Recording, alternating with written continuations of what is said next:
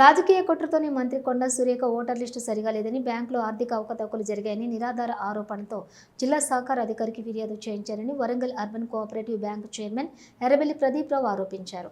1994 సంవత్సరంలోని స్వతంత్ర సమరయోధుడు స్వర్గీయ భూపతి కృష్ణమూర్తి సారథ్యంలో వరంగల్ నగరంలోని ప్రముఖ వ్యాపార వాణిజ్యవేత్తలు సామాజికవేత్తలు సహకార రంగంలో Warangal urban cooperative bank limited పేరుతో రిజర్వ్ బ్యాంక్ ఆఫ్ ఇండియా అనుమతితో ప్రారంభించినట్లు తెలిపారు.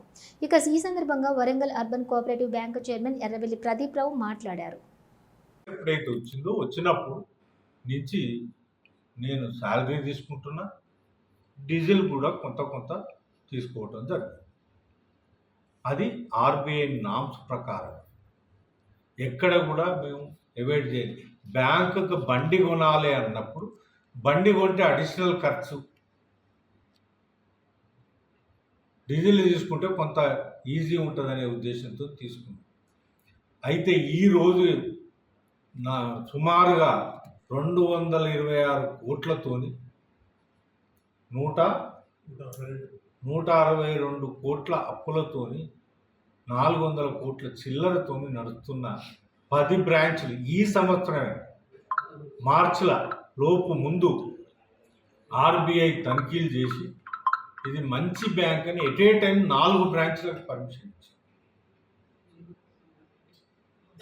మా ఏమైనా అవకతవకలు జరిగినా ఏదైనా చేసినా ఆర్బీఐ పెనాల్టీ ఇస్తుంది.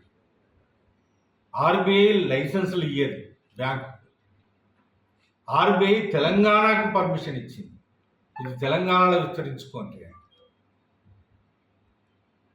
అంటే. ఆర్బీఐ ఎక్కడ కూడా ఏ రోజు కూడా ₹25 సంవత్సరాల కానీ సింగిల్ పైసా మా మీద పెనాల్టీ అనేది వేయలేదు. అట్లాంటిది ఈ సంవత్సరం ఎలక్షన్ టైంలో మేము ఎలక్షన్ పెట్టాలని షెడ్యూల్ ప్రకారం, బ్యాంక్ షెడ్యూల్ ప్రకారం మేము అప్లై చేయడం జరిగింది. చేస్తే ఇక్కడ లోకల్లో నా మీది పర్సనల్ కోపంతో ఈ ఎలక్షన్ ఆపించడానికి మన మంత్రి గారు ఒక వ్యక్తితోని కంప్లైంట్ ఇప్పించి, ఏమని కంప్లైంట్, దీని షేర్స్ కరెక్ట్ లేవు, షేర్స్ ఈ మెంబర్షిప్స్ అంతా డూప్లికేట్ ఉన్నది కనుక దీన్ని ఎలక్షన్ ఆపాలని కంప్లైంట్ ఇచ్చి, అయితే వాళ్ళు వచ్చి తనిఖీ చేసి ఈ షేర్స్ అన్నీ కరెక్టే ఉన్నాయి, ఇది ఎలక్షన్కి పోవచ్చు అని రిపోర్ట్ కూడా ఇవ్వటం జరిగింది.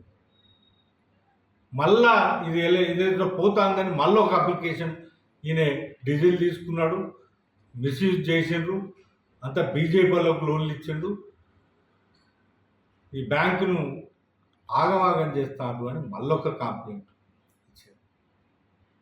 ఇది నేను ఒకటే చెప్తున్నా.